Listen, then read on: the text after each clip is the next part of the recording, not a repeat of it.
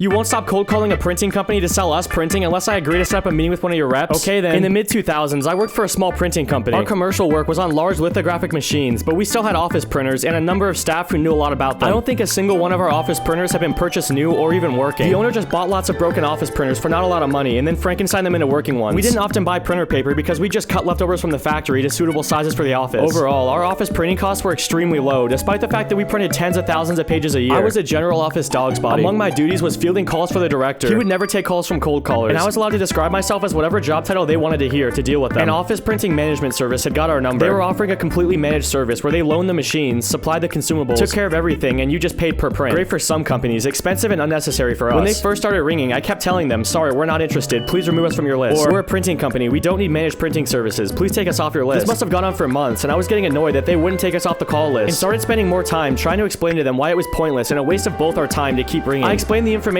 above, but the caller was convinced he could save us money. Regardless of all that, I guaranteed him he couldn't, as I doubted we paid more than a penny a page. Naturally, he didn't believe me. As far as he was concerned, if I was answering the phone, I was the office junior. No one important answers the phone, who had no idea how much printing actually cost, and just too stubborn and or stupid to put him through to someone that actually mattered. And if he persisted, eventually he'd get through to the right person who would reward him with a juicy contract. This same conversation was had at least once a week for the next month or two. He's desperate to let me set up a meeting. Besides, he says he can take us off the list once he set up a meeting with a decision maker. Right, fine, sure. You can book a meeting for your reps, but I guarantee it will be a complete waste of their time. I scheduled them a meeting with the office manager, me, on a Friday afternoon when I'm the only one in the office, so I won't be too busy and it'll be a diversion. The reps arrive, I show them into the office. They're clearly thinking we spent a lot on printing because we have so many darn printers, and I give a rough idea of how much we get through in the office. They give me their enthusiastic spiel about all the advantages, focusing on the cost. They want to sit down with the figures and see what they can save us. Do I know what we spend at the moment? Paraphrase conversation. Me, not completely sure. I think it's around 100 to 200 a year. Rep, nah, it'll be a lot more than that with the amount of printing you do. Is that just the paper? Me, no, that's just ink and toner. Rep looks skeptical. Well, there's the paper too. Me, to be honest, we mostly cut down leftover paper from the factory, or sometimes suppliers give us a few cases for free. Rep, okay, right. So what about the initial cost of the machines? If you average it out over the lifetime of prints, rather than considering it just as capital expenditure, it can make up a significant portion of your printing costs. This photocopier, for example, it's a few years old now, and you're looking at about $12,000 to replace it with a similar spec machine. So with our service, you can avoid that capital expense. Me, the owner buys them broken and repairs them. Most of the printers only cost a few quid, except the photocopier, which I think costs us $700. As even broken, they're expensive, and it took 3 broken ones to make that one working one. Rep, right, so when you need to replace it, I hazard to guess he'll do exactly the same thing again. Rep, and the ongoing maintenance costs? Me, then there's the costs and lost productivity of downtime to consider. He's trailing off at this point. It's clearly part of his rehearsed spiel, but he can also see downtime isn't an issue when we bizarrely have more printers than computers. Rep, there's absolutely no point us being here, is there? Me, no, I'm afraid not. That was repeatedly explained to the guy who set up the meeting, but he said your company won't stop cold calling until we agree to a meeting. So here you are. The reps agree it's a complete waste of time, have a bit of a frustrated laugh about the call center, and say it's not the first time they've been sent to completely pointless meetings, because the call center folks get their commission based on the quantity, not quality of the meetings they set up.